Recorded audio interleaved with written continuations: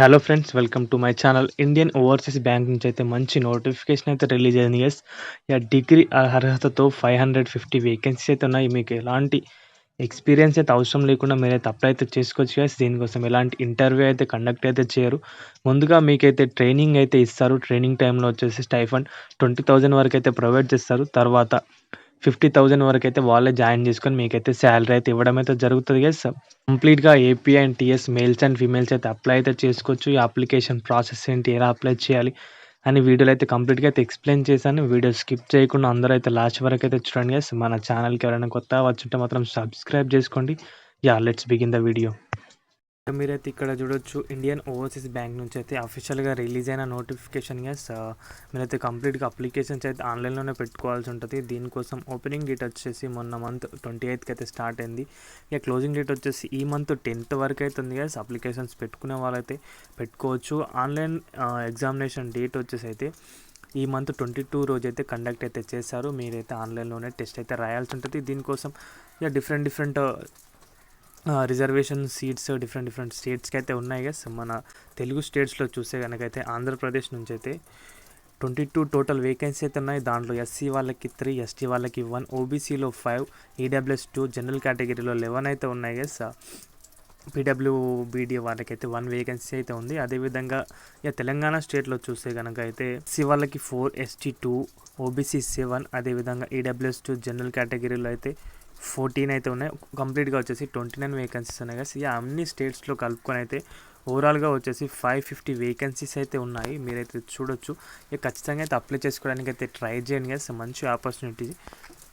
దీనికోసం ముందే అయితే మీకైతే ట్రైనింగ్ అయితే ప్రొవైడ్ చేస్తారు. ఆ తర్వాత జాబ్లో అయితే జాయిన్ అయితే చేసుకుంటారు. దాని స్టైఫండ్ ఎంత ఉంది అదైతే కంప్లీట్గా నోటిఫికేషన్లో అయితే ఎక్స్ప్లెయిన్ చేస్తాను. వీడియో స్కిప్ చేయకుండా అయితే లాస్ట్ వరకు అయితే చూడండి. ఎస్, ఇక్కడ చూడొచ్చు, age limit and education qualification చూస్తే కనుక అయితే ఏజ్ వచ్చేసి మినిమం 20 years ఉండాలి. మ్యాక్సిమం వచ్చేసి 28 years అయితే ఉండాలి. ఎస్, ఇక్కడ చూడొచ్చు, the relaxation in maximum age SC ST as per the external government India guidelines ప్రకారం అయితే ఉంది. ఇక్కడైతే ప్రొవైడ్ చేశారు.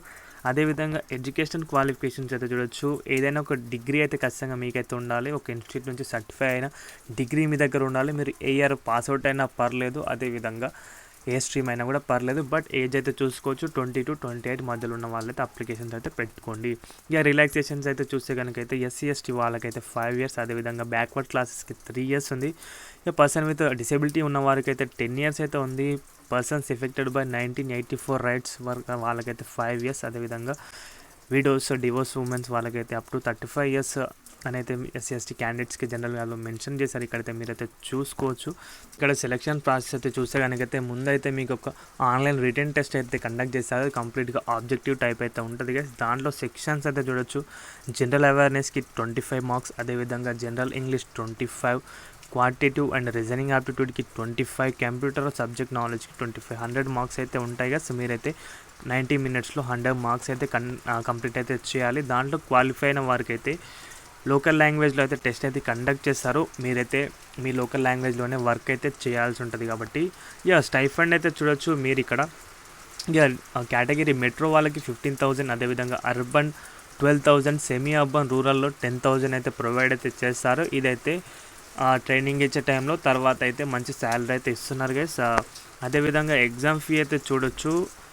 డిసేబిలిటీ ఉన్న వారికి అయితే 400 అయితే ఉంది. ప్లస్ జిఎస్టీతో కలుపుకొని 472 అయితే పే చేయాలి. ఫీమేల్స్ ఎస్సీ ఎస్టీ వాళ్ళకైతే 600. జిఎస్టీతో చూస్తే కనుక 708 అయితే పే చేయాలి. జనరల్ ఓబీసీ వాళ్ళకైతే 800 ప్లస్ జిఎస్టీ వచ్చేసి 944 అయితే పే చేయాలి. గైస్, ఎగ్జామినేషన్ ఫీ అయితే ఇంత అయితే ఉంది.